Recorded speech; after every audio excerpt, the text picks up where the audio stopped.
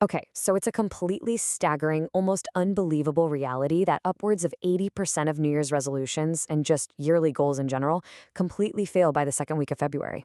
Crazy, right? People start the year with all this soaring motivation, those beautiful planners and these grand visions of success, only to just abandon the whole shebang the moment reality actually pushes back. So, why does this happen so consistently? Well, it's because we spend massive amounts of time thinking about what we want to achieve, but literally almost no time structurally preparing our minds for the friction of getting there. Our default setting is blind optimism, and honestly, it's a massive trap. So, today, in this explainer, we're going to unpack a highly effective, albeit kind of counterintuitive, mental framework to get you actually prepared for the upcoming year. By the end of our time today, you're going to have a radically different psychological toolkit for approaching your long term goals, one that actually relies on rock solid preparation instead of just crossed fingers and hope. Let's dive right in and ask ourselves a really serious question here. Are you truly ready for 2026? And look, I'm not asking if you've got your vision board all glued together or your standard list of optimistic resolutions mapped out in some journal. I really want to challenge you to consider if traditional, overly optimistic goal setting is actually leaving you, well, completely unprepared for the sheer unpredictability of the future. When we only map out the perfect best case scenario, we're basically building a psychological house of cards. I mean, imagine mapping out the perfect product launch for a new business, right? The marketing is flawless, the website looks amazing, and you're expecting everything to go off without a hitch. But the second a single supplier is, say, 2 days late shipping a crucial component, the entire timeline just collapses. Panic sets in, momentum goes out the window, and morale is absolutely destroyed. Why? Simply because the mere possibility of a delay wasn't factored into the mental model. The slightest breeze of unpredictability just knocks the whole thing down. We desperately need a different approach here. Which brings us to Section 1, the need for a reset. To kick things off, we really need to nail down what we actually mean by a reset. A reset is basically clearing the mental slate to establish a new, grounded baseline for approaching future unpredictability. Now, let me be clear, this isn't about erasing your ambition. Actually, scratch that. It has absolutely nothing to do with lowering your standards or settling for less. Instead, it's about systematically wiping away those fragile, perfect expectations so you can build up a much more resilient mindset from the ground up. You're resetting your baseline to reality. Think about it like planning a massive outdoor event. A fragile baseline assumes clear skies and perfect 70-degree weather. The second it drizzles, the event is completely ruined. But a grounded baseline assumes, hey, it might pour rain. And because you've accepted that reality, you've already got the tents paid for and set up on standby. The event succeeds not because the weather cooperated, but because the baseline accounted for reality. And that perfectly illustrates the core concept of our explainer today, the Stoic reset. We're talking about a profound shift here. Shifting away from a mindset of expecting everything to go right and moving toward being actively prepared for reality. And this isn't some trendy new life hack. It's got ancient, incredibly battle-tested roots. Thousands of years ago, Roman emperors like Marcus Aurelius didn't maintain their sanity and run entire empires during plagues and endless wars by just, hoping for the best. They used this exact framework. The Stoic reset forces us to abandon blind optimism in favor of practical, grounded preparation. It's the mental shift from, oh, I really hope this works out perfectly, to I am thoroughly ready for whatever happens. It's such an empowering shift in perspective that trades fragile hope for absolute, solid competence. So let's move right into Section 2. What is negative visualization? Negative visualization is the deliberate practice of anticipating and imagining the obstacles, the setbacks, and the outright failures in your plans.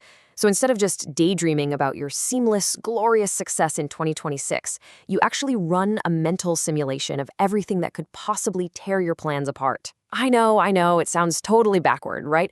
We're constantly told to think positive. But let's look at how this plays out in the real world. If your big 2026 goal is to run a marathon, negative visualization isn't picturing yourself crossing the finish line in slow motion while the crowd goes wild. Nope. It's deliberately picturing getting a flat tire on the way to the starting line and figuring out your backup transportation right then and there. It's picturing a brutal cramp at mile 15 and already knowing exactly what your recovery protocol is going to be. By deliberately exercising your mind to picture these specific disruptions, you are essentially inoculating yourself against shock. You completely remove that paralyzing element of surprise that hits so many ambitious people when things inevitably get tough. Notice the stark contrast here between these two mindsets. A purely positive focus inherently assumes seamless success, but by doing that, it leaves you entirely vulnerable to surprise. Sure, it feels great in the moment because it triggers this massive release of dopamine. You're basically enjoying the rewards of success before actually doing any of the hard work. But if your only plan is perfection, well, the absolute slightest imperfection is going to break your momentum. On the flip side, negative visualization acts as an emotional shield. By anticipating specific obstacles, you're building proactive resilience.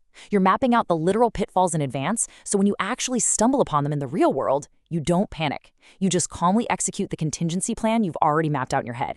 All right, let's bring it all together in Section 3, Calibrating Focus for 2026. Now, we use the word calibrate here very deliberately. To truly calibrate your focus means you are fine-tuning your mental energy away from blind optimism and directing it toward practical risk mitigation. Think of a concert violinist right before a massive performance.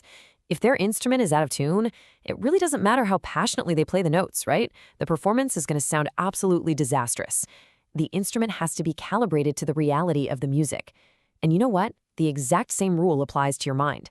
If your mind is out of tune, if you're expecting a perfectly smooth, effortless 2026 when the reality of life is notoriously bumpy, your performance is going to suffer immensely. You have to actively adjust your daily mental energy to match the unpredictable reality of the upcoming year. You're no longer just crossing your fingers. You are calibrating your attention to actively protect your goals. So, transforming this kind of abstract philosophy into a concrete protective strategy for your goals requires a really clear three-step procedure. Step 1, identify your 2026 target. You absolutely still need that ambitious, driving goal, for sure. Step 2, visualize what could disrupt it. This is your negative visualization phase. Ask yourself, what specific events could derail my progress? And then step 3, adjust your focus to mitigate those specific disruptions before they even happen. Let's walk through a super quick scenario. Say your 2026 target is to launch a local bakery. Okay, that's step 1. For step 2, you visualize a major disruption. Let's say your primary commercial oven completely breaks down on opening weekend. Ouch. So for step 3, you adjust your focus to mitigate that risk right now by establishing a rock-solid relationship with an emergency repair technician and creating a backup menu of no-bake items. Boom. You've solved the problem before it even arrives. Now, this next part is wild. After undergoing the Stoic reset, your daily mental energy allocation might genuinely shock you. We are talking about dedicating just 25% of your focus to the ideal outcome, and a massive 75% to mitigating potential obstacles. You might be wondering, why such a crazy imbalance? Well, it's because the ideal outcome is really just the destination. Mitigating the obstacles, that's the actual driving required to get you there safely. I mean, think about it. When you're on a cross-country road trip, you don't spend 75% of your time staring at the final destination on the map, do you? No way. You spend the vast majority of your time looking out the windshield at the road right in front of you, actively scanning for potholes, erratic drivers, and unexpected detours. Your goals for the year require that exact same distribution of focus. I want to make something absolutely clear before we wrap up. The Stoic reset isn't pessimism at all. It is the literal foundation of an unbreakable focus. It's so crucial to internalize the difference between the two. Pessimism is a passive state, right? It's giving up and refusing to even try because you assume everything's just going to inevitably go wrong anyway. It's entirely rooted in defeat. But the Stoic reset is the exact opposite of that. It's acknowledging that, yes, things might go wrong, and actively choosing to forge a strategy so incredibly robust that absolutely no surprise in 2026 can possibly shatter your progress. It's not about expecting defeat. It is the ultimate form of taking control over your own resilience. So I want to leave you with this final, absolutely vital question to ponder today. If everything goes wrong in 2026, will your focus remain calibrated? If the absolute worst-case scenarios play out next year, is your mind prepared enough right now to absorb that shock, pivot without panicking, and just keep moving forward? By applying the Stoic reset and really practicing negative visualization, your answer can confidently be yes. You won't just survive the unpredictability, you will literally be built for it. All right, thank you so much for joining me for this explainer. Keep calibrating that focus, and I'll see you next time.